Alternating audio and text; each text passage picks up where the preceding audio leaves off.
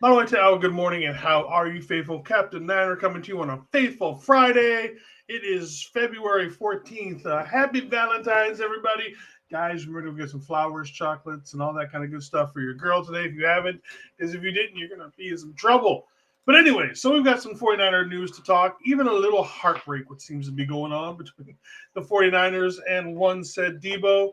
It wouldn't be a 49ers offseason if there wasn't a little drama going around Debo. Um, there's always something with Debo. He's so polarizing in so many different sort of ways. But you know what? Let's get into some other stuff before that. The NFL.com put out their rankings for their top quarterbacks. Brock Purdy comes in at number 14, which I feel is a little low, considering that there's guys like Geno Smith and Sam Darnold and a couple of other guys ahead of him. Cat, leave that alone. Sorry. Cat's over there trying to knock over my lamp over there. But anyways, like I said, I feel Brock is more top 10-ish. I'm not going to necessarily – I don't think I'm ready to put Brock top 5. I think he has the potential to be top 5. I know a lot of people want to give him the game manager label, and I don't feel that game manager is a terrible label. I truly don't. I mean, every quarterback manages a game. You're as good as the weapons around you to an extent. But yeah, so I think, you give Brock an offensive line that's actually good next season, and we'll see him shoot right back up at the top 10. I feel Brock should probably be anywhere between like 6 to like 8, sort of an issue. I think 14 is way too low for Brock. But like I said, they also there's like it's difficult to evaluate Purdy season fairly because of the many injuries suffered on both sides of the ball, and I think that's fair. It's hard to get a good measure of somebody when there's 90 million injuries going on your team overall. So again, like I said, I think it's a little low, but for last season, okay. But in general, we know Brock's better than the 14th ranked quarterback in the NFL. And speaking of Brock, per Tim Kawakami, he's expecting a fairly easygoing contract negotiation that's not going to reach 60 million, which is a little surprising. Not really, but I don't think it's going to go above 60. I think it's going to be about 58 or so, 57, somewhere in that time frame, that money range. I think anywhere between 55 and 60 is what I was thinking. But it's good to hear that they're thinking that it's going to be a level-headed contention or negotiation.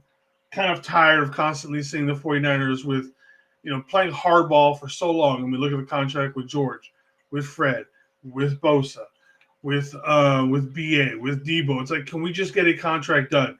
Look at the contract they did with Demo. That seemed to it just came out of nowhere. So did they do it smoothly instead of trying to screw him over? Or however you did the Demo contract, keep that same level-headedness when you do the contract with Brock. Because I'm tired of contract negotiations going into training camp and all that kind of nonsense. It's just ridiculous at this point. Let me look at something real quick. But yeah, so definitely the best way to go about it. Let me see. I gotta try and find something here. All right, there we go. All right, so now getting into the Valentine's sad story that we are going to be talking about. So the story is constantly changing about what exactly the 49ers are going to do with Debo. Yesterday, we were talking about more along the lines of a trade and all that. Now, per Matt Barrows, the 49ers will most likely ultimately release Debo Samuels, designated him as a post-June 1st release to reduce the salary cap. If we just got rid of Debo right now, it would cost us $31 million or 30-some-odd $million today. If we do it as a designation and he comes in later, we can split that over between 2 seasons with $10.7 million this year and $20.8 next year. Yes, $20.8 is still a lot of money, obviously, even $10.7, but it's a lot easier to maneuver between $28.8 million, $20.8 million versus almost $32 million. So again, it makes sense at this point that it does look like. I mean, we've already been talking about it for the last week or so. We've seen the last of Debo most likely in a 49ers uniform. The question is, how does this story end? Well, there's that part of things. And then, again, this story just keeps going, and keeps going. Shout out to Coach Yak for getting this from Tim Kamakami, that he is not in shape. Hi, Hudson. My cat really wants some attention, so we're going to bring him up here for a second. Say hi, Hudson. Say hi to all the people watching. That's what you want. All right. So per Tim Kamakami, that he is just not in shape. I keep hearing 20 pounds overweight, and that's what led to the lack of explosion.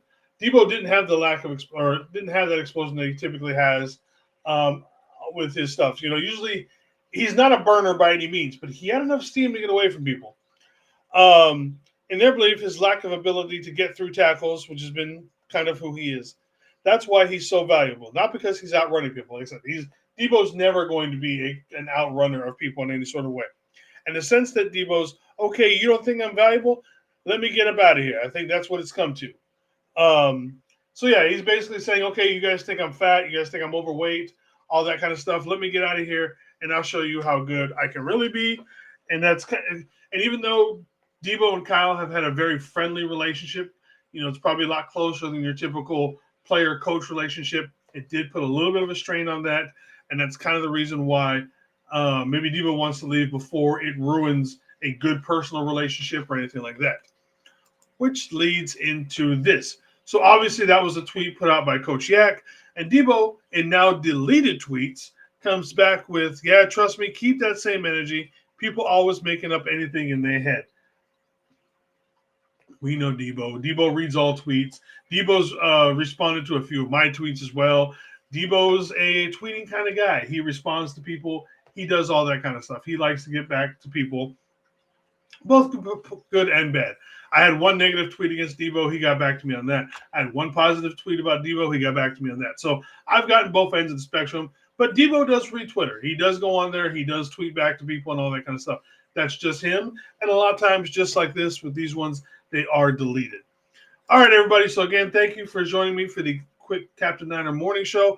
Make sure to use the link that I will leave in the description of this video to make sure that you get your goat fuel. It's a link that gets you 10% off. Put some money in my pocket, which I appreciate you. Get yourself some goat fuel. It is a new energy drink backed and used by the GOAT, Jerry Rice himself. And if you order now, you can get the limited edition gold tropical berry flavor. I'm sure the flavor is still going to be there for a while, but the gold can won't always be there. So again, everybody, make sure you do that tonight at Ninerfaithfu Radio. More than likely, we're going to do another mock draft. Maybe jump into some gaming afterwards. We'll see how that works with things. I'm not sure if Debo, or not Debo. Yeah, I hope Debo shows up on that show. That'd be great. Debo, if you're watching this and you want to play some gaming tonight, we can do some Fortnite, some Warzone, some Marvel Rivals. Hey, man, get at me. We can play some tonight. But yeah, so I'm not sure if TJ will be there with me tonight, but I will definitely be on in some form of capacity this evening. That'll be at 6 p.m. tonight. Until everybody, have a good, faithful Friday. One love, everybody.